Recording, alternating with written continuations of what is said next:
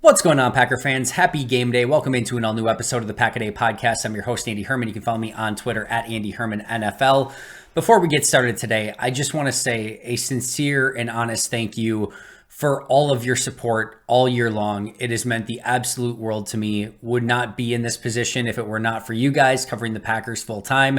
2024 is setting up to be my first full year covering the Packers full time. I cannot wait. Tons of exciting things ahead, but I would be remiss not to give you a huge shout out and a huge thank you as this year comes to an end, and just really appreciate you guys checking out the channel, the audio podcast, wherever you're getting the feed. It just means a lot, and I hope you have a safe and happy holiday and new year, and just wanted to kind of kick things off by saying that today. So thank you so much, and I can't wait for an exciting 2024. Of course, we've got a Packers game today. Packers Vikings primetime New Year's Eve Sunday Night Football elimination game. Cannot wait to chat about that one. Of course, a lot went on Saturday as well. So let's start there. Let's start at the end of Saturday, where you had a very crazy Lions-Cowboys game. I don't want to spend really any time on this, but a crazy ending. The whole eligible receiver. Of course, you had the fumble out of the end zone. Just a lot of really fun officiating stuff in this one. Unfortunately, it's been a little bit too much of that, or maybe a lot of bit too much of that this entire season, of just some really poor officiating. I don't know if you guys have had the opportunity to read the pool report yet, but the whole thing just seemed ridiculous. The Lions seemingly did everything they needed to do, explained what they were going to do pregame. I get that they're trying to pull a fast one basically on everyone in that situation, but if you explained everything to the referees prior to the game and then did everything by the book, which it seems like they did, it shouldn't be an issue. Now, how that would have played out if the officials actually would have called the right number and said, hey, 60, I think, was it 68 is eligible on the play, then Dallas probably covers him better. It's so hard to say, but that was a crazy ending. And then for Dan Campbell to go for two still at the 7-yard line, like, that was crazy. Just kick the extra point at that point. And then you get the offsides penalty, which is even crazier. You get another chance at it, and then Goff's just late on the throw, and Dallas comes away with the win. What a bizarre and crazy game. But what a way to, I guess, not kick off the week since there was Thursday Night Football, but kick off the weekend of football, I guess. What a crazy game. And hopefully that's a harbinger of things to come all day Sunday and a really fun day of watching football.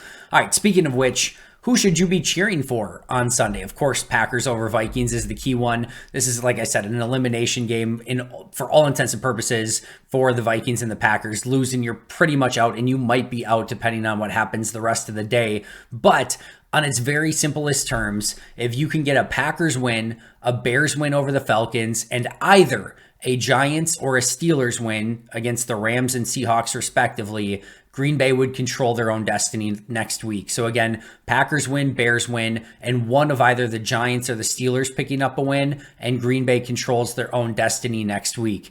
The teams that you're ultimately cheering for on Sunday, besides the Packers, of course, Bears, Giants, Steelers, and Buccaneers are the four that you want to win those games. Those all help Green Bay in some capacity. If the Packers win and they get help from the Bears, Giants, Steelers, and Buccaneers, again, Green Bay would control their own destiny in that situation. And per the New York Times, Green Bay would have an 89% chance of making the playoffs. Of course, a lot of that would be predicated on the Packers beating the Bears next week, but that is next week, and this is this week. And of course, right now we need to focus primarily on Packers, Vikings. But again, one more time, Bears, Giants, Steelers, Buccaneers, who you should be cheering for during the course of the day. All right, back to Saturday really quick. It started off with not great news. Eric Stokes was announced that he had been added to the injury report, and more importantly, that he was going to be out for the game. I then hypothesized, I'm like, man, if he's got another hamstring injury, which is what this is, like, to me, he probably just goes on IR. He's probably not coming back at this point, and you're probably just better off letting him rest the remainder of the season. And then that's exactly what they did. Stokes goes on IR, Benny Sapp gets added to the 53-man roster, and Bo Melton is activated for game day. Now, Melton makes sense. I'm actually surprised they didn't give him the 53-man roster spot. Now, Benny Sapp was out of activations, although they did have the active 53 spot with Jair being suspended, but I guess they probably just wanted to keep that open for next week when he's coming right back. Eric Stokes going on IR opens the spot again for, in the meantime, Benny Sapp. Either way, Sapp activated, Melton activated, and Eric Stokes on IR. The Stokes situation is just brutal. This is another hamstring injury for him.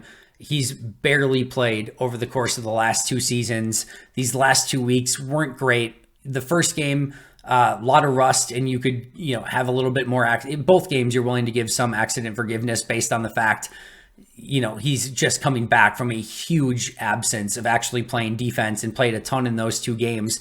I didn't think either game was quite as bad as they were portrayed. I thought the Buccaneers game was actually worse. I know he gave up the 2 touchdowns. One of them is on a scramble drill. That's not his fault. The quarterback gets outside of the pocket, buys like 8 seconds, and Stokes is, and even still Stokes is, in the vicinity, and the quarterback has to make a perfect throw. You still need to cover it. I'm not saying it's perfect by Eric, but that's not a huge, demerit against him in that game. And then you also have the other touchdown where he's right there. He needs to make that play. He doesn't. In fact, the quarterback threw behind the receiver, and it's a play, like I said, 100% he needs to make. But the coverage wasn't also terrible on the play. It wasn't good these past 2 weeks. Let's just put it that way. I don't think it was as egregious as maybe some people made it out to be. But you've got major questions with Eric Stokes moving forward. You've got injury questions. You've got talent questions. You've got, does he regain his form and his speed that made him such an enticing prospect coming out of college? Even prior to the injury last year, he did not look good. I just don't know how you can go into next year being like, yep, Eric Stokes, we've got that set for a starting corner next year. Like, he's going to have to earn everything, in my opinion. Now, I saw, of course, the immediate reaction. Oh, he can't stay on the field, cut him. It doesn't make any sense at this point. He's going to have a 53-man roster spot next year. He's too talented, to not have a 53 spot. But I don't think you go into the offseason being like, Stokes is guaranteed a starting corner spot. To me, he would have to earn that going into next year. All right, meanwhile, there were also roster moves that were not made. With Eric Stokes being out and Jair Alexander being suspended, it did leave Green Bay with only 5 corners. Carrington Valentine, Corey Ballantyne, Keyshawn Nixon, David Long Jr., and Robert Rochelle. Now, the big key here was that Robert Rochelle was also on the injury report listed as questionable, which led me to believe that they could activate the only other corner on their roster. Pause to see if you know who it is. It is, of course, Zion Gilbert, who is on their practice squad. They did not activate Zion Gilbert, which would lead me to believe that Robert Rochelle is probably good to go. I don't think you'd want to go into this game with only 4 corners. So my guess is he's going to play, and that will leave you with Carrington Valentine, Corey Ballantyne, and Keyshawn Nixon likely as the starters. I will be interested if they have any sort of game plan for David Long, or if they just plan to use him on special teams. And then Robert Rochelle would be probably just primarily special teams would be my guess, assuming he is active. The other big news, no defensive tackle activated. Remember, TJ Slayton didn't practice earlier in the week. He did practice in a limited capacity on Friday. He was listed as questionable. I cannot imagine in any way that they go into this game with only 4 defensive tackles. That would lead me to believe that TJ Slayton probably will suit up and play in this one. Still listed as questionable, but with no Jonathan Ford or Chris Slayton activated, I can't imagine they're going in with only Clark, Wyatt, Wooden, and Brooks. Hopefully that means that Slayton is going to be active and good to go on this game. Meanwhile, they also did not activate Luke Musgrave, Luke Tenuta, or Emmanuel Wilson. So without them being activated from IR, they were listed as doubtful. All 3 of them, they are now officially out. So if you're holding out any hope, Musgrave, Tenuta, or Wilson were going to be activated. That was not done on Saturday, and therefore they will not be active in this game. That brings your total injury report to Eric Stokes on IR, Luke Musgrave, Luke Tenuta, and Emmanuel Wilson now out. Devondre Campbell and Christian Watson still listed as doubtful. I would be shocked if either of them play in this game. Questionable and did not practice is Dontavian Wicks. Questionable and were limited in practice, Robert Rochelle, Darnell Savage, and TJ Slayton. As we mentioned, based on not calling players up, I would expect Robert Rochelle and TJ Slayton to play. If you're looking for the 2 players to really keep an eye on when the inactives come out an hour and a half prior to the game, Darnell Savage and Dontavian Wicks, in my opinion, are the 2 that you should be keeping an eye out for, as to me, the really true questionable players going into that final inactives list. Meanwhile, the Vikings placed Troy Dye, their inside linebacker, who is listed as questionable on IR, so he will be out. They did add 4 players to the roster for this game. Nick Vigil, linebacker, defensive back Jalen Williams, defensive tackle TJ Smith, and wide receiver Lucky Jackson. Out already for this game were Theo Jackson, Byron Murphy, Jalen Naylor, and Jaquelin Roy. And then questionable are Jordan Addison and Mekhi Blackmon, two starters for that Vikings team. Obviously, Addison, the tremendous rookie wide receiver, Blackmon, the rookie corner. Those are the two big ones to watch on the Vikings inactive list, Mekhi Blackmon and Jordan Addison. And again, for the Packers, Darnell Savage and Dontavian Wicks. Those are the four to watch for on the inactive list an hour and a half prior to the game. All right, let's jump into our keys to victory for this week. Number one, numero uno on my list. What's left for this Packers defense to try? Joe Barry is tasked with figuring out something. I don't know what. This has been a leaking ship that is gaining holes in it every single week, and it feels like the offense is trying to bail water, and just new holes are popping up everywhere, and the ship is just sinking, and it's being weighted down specifically by a defense that can't carry its own weight. It feels like, and I mentioned this week, like it's just whack-a-mole, where like you stop the run game and the passing game is just opening up in huge ways. You stop the passing game and the other team's running for 200 yards. And it's like you're screwed either way. You can't stop the run. If you sell out to stop the run, you can't stop the pass. Doesn't matter who's at quarterback. And you're just in this total, complete no man's land. Last week, they tried more blitzing. It didn't work. Last week, they tried more man coverage. It didn't work. Now Jair and Stokes are out. Now, probably Carrington Valentine, Corey Ballantyne, and Keyshawn Nixon are your primary starters. I don't know who's going to start at safety. We don't know if Savage is going to be out there. If he is or if he isn't, who's the other starting safety or safeties, depending on Savage. There's a lot of questions. Either way, this defensive backfield against, even if it's just Justin Jefferson and, KJ Osborne, that's a mismatch in and of itself. If Jordan Addison is healthy, then it's a complete mismatch. One of the bigger mismatches you will see in the NFL on any given Sunday, those Vikings wide receivers versus this Packers corner group. Green Bay's going to have to play a ton of zone. You're going to hate it. You're absolutely going to hate it. But I don't think they have any other option. There's you can't play man against Addison and Jefferson, especially if Addison's healthy. If Addison's no good, it gives you a little bit more option. You could maybe play man and try to double Jefferson. But if both those guys are healthy, I just think you're going to have to switch things up every once in a while. But man coverage is probably no good in this game. So it's a lot of zone. I think you're going to have to pressure from inside a little bit. I don't know where Joe Barry goes in this one. And this is where I have zero apologies for Joe Barry. He's had 1,000,001 chances in his career so far.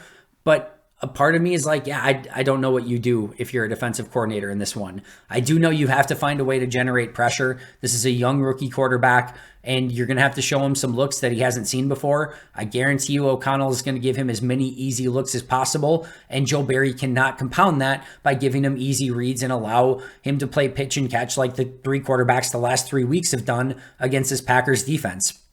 It is imperative that Joe Barry come up with something. And I am not expecting, the Vikings, the Packers held the Vikings to 10 points. No, you have to give the Packers offense a shot in this one. Can you limit the Vikings to 20 to 23 points? That might be too many. I don't know. That Vikings defense is really, really good. But I do know if the Vikings get into the 30s or beyond, you're probably just screwed. That's asking way too much of this Packers offense to put 30 plus on a Vikings team that limited them in insane ways in week one, the first time they played, I should say. And we'll get to that in just a moment. You just have to give this offense a puncher's chance to at least win this game by putting up some points. I'm not expecting anything more than that, but you can't allow 30 plus. You probably can't allow 27 plus. It probably needs to be closer to 20. And can you do that? That is the task for the defense this week. It's not an easy task, but you're on a third string quarterback, 5th round rookie out of BYU. They have no running game. Figure something out. I joked on live earlier this week. Maybe it's time for Joe Barry to do a Costanza. And where I mean that, if you remember with Seinfeld, George Costanza realized that every instinct he had in his body was wrong. Therefore, the opposite always had to be right. So Joe Barry, on every play, whatever your instinct is, do the exact opposite, and maybe things will work this week. I don't have a perfect plan for you. There's no silver bullet here. It's not like they're just going to be like, oh, if we just do this, we can shut down the Vikings. It's not going to be that easy. This is a tough matchup with these defensive backs against those wide receivers, but you got to figure out something. And this defense has to step up and finally carry their weight and just be competitive in this one so that Green Bay's offense has a chance. Number 2, Jordan Love and Matt LaFleur versus Brian Flores. Go back to the last time they played. This Vikings defense held Green Bay's offense to 10 points, 270 total yards, and only 4.4 yards per play. They dominated Green Bay's offense. Those are atrocious offensive numbers. And Green Bay's going to have to find a way to be so much better than that in a much more hostile environment against a defense that has actually gotten, maybe I won't say exponentially better, but significantly better even from this last time that they saw each other earlier this year. This is no easy task. This is a defense that is playing extremely confident football, that is confusing really smart offenses and leaving them shaking their heads and not knowing what just hit them. This is going to have to be an ultimate test for Jordan Love. Can he be much better than he was in that previous game against the Vikings? And Matt LaFleur is going to have to give him some easy answers to the test and allow him to get some easy stuff early in this game to allow safety valves and options where he can get rid of the ball and let some of the playmakers do the heavy lifting in this one. You don't want Jordan holding the ball too long. This defense is aggressive. They will get after you. They will force fumbles. They will pick you off. And they will make your day a living nightmare if you let them. So Matt LaFleur has to have a flawless game plan, and Jordan Love needs to do his absolute best to execute that game plan, get the ball out of his hands, and let his playmakers do a lot of the heavy lifting. If he doesn't, it could be a long day at the office. And we already know, we just talked about number 1, this defense is going to have a tough day. And you know you're going to have to put up some level of points, probably 23 plus, if you want to have a chance to win this game. And they're going to have to solve a Vikings defense that has not been very solvable over the course of this season. Number 3, a large part in doing that will be establishing Aaron Jones. This offense looks totally different with a dynamic Aaron Jones in it. And Aaron Jones did play in their last matchup, but it was a limited role. I just think that it's now or never, right? This is an elimination game, but amounts to almost like a playoff game. You lose and you go home for the season. You have one game left, but you're likely eliminated.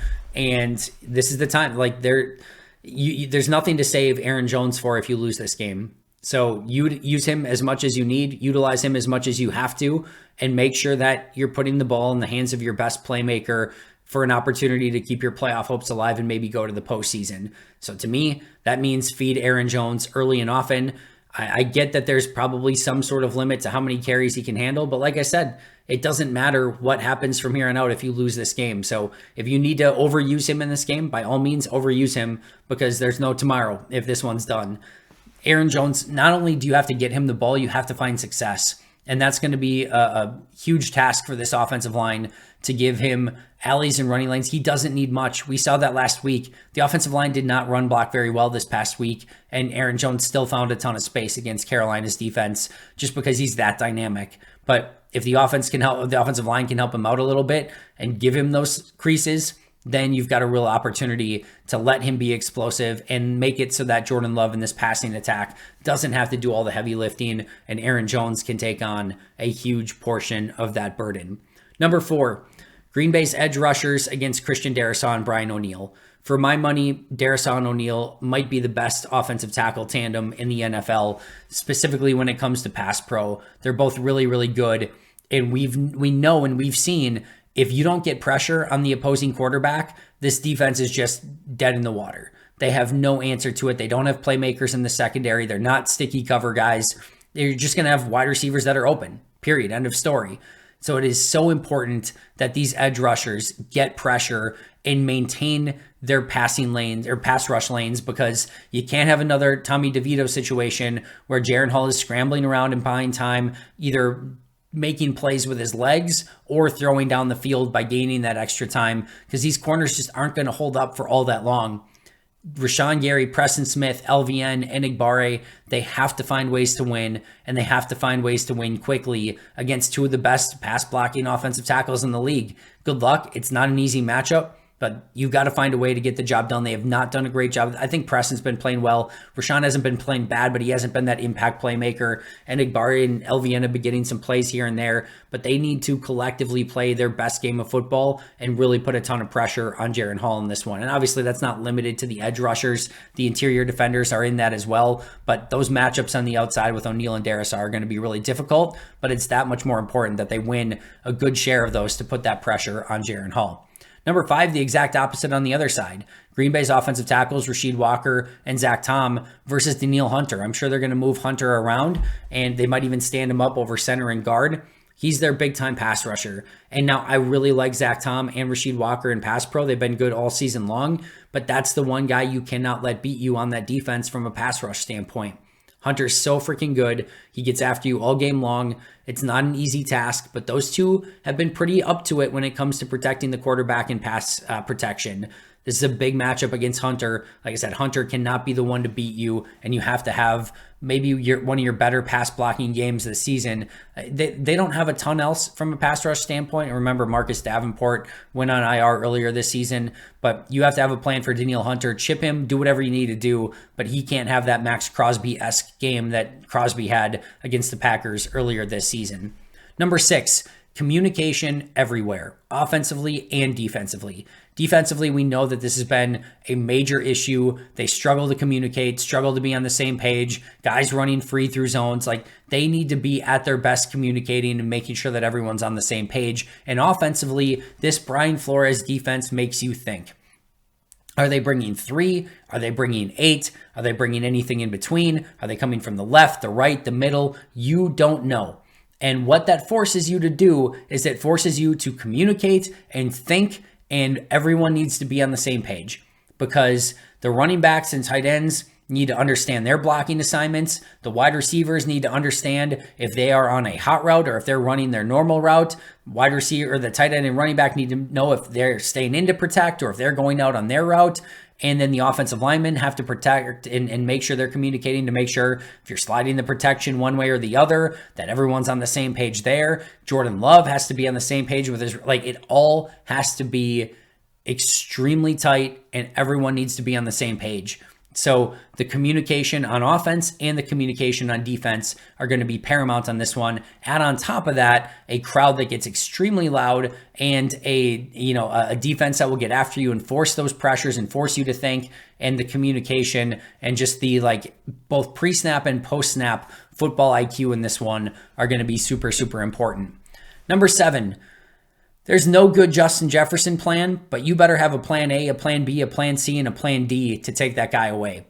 He's the best player in this game. Period, full stop, end of story. That's it. He is the best player in this game, and you can't let him beat you. And like I said, double team, zone, man, whatever it is, there's no perfect option. He's just that good. You could double team him, throw it up to him, and he still might go get the ball. He's just that good. You could double team him. He might just gain separation anyway. He's just that good. He is wide receiver 1 in the NFL. He's a phenomenal football player, and you're just kind of lucky that it's Jaren Hall and not Cousins or even a better quarterback throwing to him, because that would be a absolute nightmare. It's a nightmare going against him anyway, but you're at least thankful that it's not some sort of Hall of Fame quarterback or something throwing to him. But you still have to have a plan. Green Bay struggled with that in the past. They have not had great Justin Jefferson plans. He's been a Packers killer, and Green Bay needs to have a much better idea of how to go against him. The Jordan Addison component of this is huge. If Addison plays, it makes things so much more difficult because Addison on his own is a dynamic playmaker that makes your day a living hell. And if you've got Justin Jefferson and Addison, it just compounds the problem. But either way, you have to have a plan for Justin Jefferson and make sure that he is not the one that is beating you consistently in this game. Number 8, do not let Minnesota get their run game going. This is not a good Vikings rushing attack. You cannot make them multidimensional in this game with a rookie 5th-round starting quarterback. If they develop the running game and they're all of a sudden running for 150 yards in this game, you're just probably screwed because you know it's going to be a tough day at the office anyway on pass defense. And if you are making them, making it so that it's unpredictable, they can run or pass play action on any given play, and you don't know what's coming next, this defense is just going to be in complete no man's land. They're just screwed at that point. If you can make the Vikings predictable that their run game sucks and they're going to have to pass a lot, either via stopping the run or via putting up points on offense to the point where they got to throw their way back into it, then you've got a little bit more of a puncher's chance on defense because they're a little bit more predictable. Now, you had a 2-touchdown lead against the Panthers with 7 minutes left in the game, and Carolina had to be predictable, and you couldn't stop them. So it's not like I'm super encouraged, even if they are having to be predictable, but I know that I'm super discouraged if they can go in any direction, and especially if that Vikings run game is going. So do not let them get that going because, like I said, you're probably just screwed at that point if that's the case. Number 9, attack Andrew Booth Jr. Byron Murphy's out in this one. We talked about Blackman, their rookie corner, who's questionable and may or may not play. But Andrew Booth Jr. has not been great since coming out of Clemson and playing for the Vikings. That is a corner that you can attack. If he ends up being on the field a ton, attack him as much as possible. That's probably a weak link that you need to go to early and often. And I do think that guys like Romeo Doubs, Jaden Reed, who's ever out there, if Wicks is out there, Bo Melton, I think they can take advantage of that matchup. And that's one that you probably want to look at and focus on and find that weak spot because there's not a ton of weaknesses within this Vikings defense that has the potential to be one of them. And then number 10, last but not least, ignore the noise, both literally and figuratively. Literally, this is a super loud crowd, a super loud stadium, and from a cadence standpoint and the intensity, it can be a lot to handle, and it's a major challenge. So you got to find a way to take the crowd out of it, and you've got to manage a way to, take away the advantage that the Vikings have with all the crowd noise at their disposal. So that's number 1, the literal version of it. Figuratively, this has been a bizarre week. You've got the Jair Alexander suspension, which has been, obviously permeating the Packers sphere this week. And then, is there drama in the locker room? Joe Barry's still there. Eric Stokes then is on Saturday goes out and put on IR with the injury. Like, it's just been sort of this bizarre week. Can you ignore the noise and just go out and play the Vikings and realize that your playoffs are on the line and that you need to win to keep those playoff hopes alive? And so the key here, ignoring the noise, again, literally the noise in the stadium, figuratively all the noise that's been around the team this week. Just go play football. This is a playoff game, an elimination game, whatever you want to call it, a play-in game, like basically not play-in because it's not like they're winning, they're in, but you get my point. If they lose, they're out. Go out, win the football game, ignore all the noise surrounding this week, and just outplay Minnesota. That's the goal, and that's what they're going to need to do if they want a victory in this one. So my 10 keys, figure out some sort of plan defensively. Number 2, Jordan Love and Matt LaFleur have their hands full with this Brian Flores defense and need to come up with a really solid plan and then go execute it. Establish Aaron Jones, Green Bay's edge defenders versus Darisaw O'Neal, Green Bay's offensive tackles versus Danielle Hunter. Be a much better team from a communication standpoint.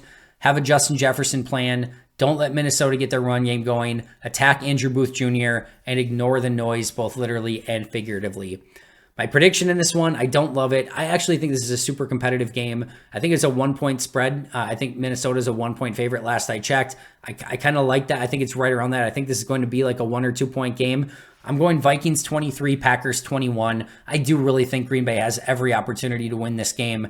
The 2 things that separate it for me are home field for Minnesota and Justin Jefferson. Like I said, they've got the best player in the game and they've got home field advantage. To me, that's the difference. Vikings 23, Packers 21. But I do think this should be hopefully an entertaining game and hopefully a game that Green Bay can come away with. Super competitive. And like I said, it's an elimination game. So Green Bay needs to do everything they can to come away with this win. I think they've got every opportunity there for them. I don't feel great about the prediction, not just because I'm saying the Packers might lose, but just this is a really tough one to predict. And I think this is a really close, entertaining, competitive game, and it could go either way. But I'm going Vikings 23, Packers 21. That is going to do it for me today. I hope you all have the most insanely incredible New Year's Eve and New Year's Day, hopefully capped with a Packers win and a victory Monday to start the new year. Have a safe holiday, and I cannot look more, forward more to 2024 and all the things that the Pack-A-Day podcast are going to bring this year. Of course, shout out to our Hall of Fame and All-Pro members, Most Hated Minnesotan, PJ Wynn, John Wild, Shea Bradad, Arnoldo Espinoza, Jennifer Wright, Boom Handle, Lori Lord, Donald Lee, Baby QB, and MB1023. That's going to do it for me today, but until next time, and as always, and especially on game day, go Pack Go.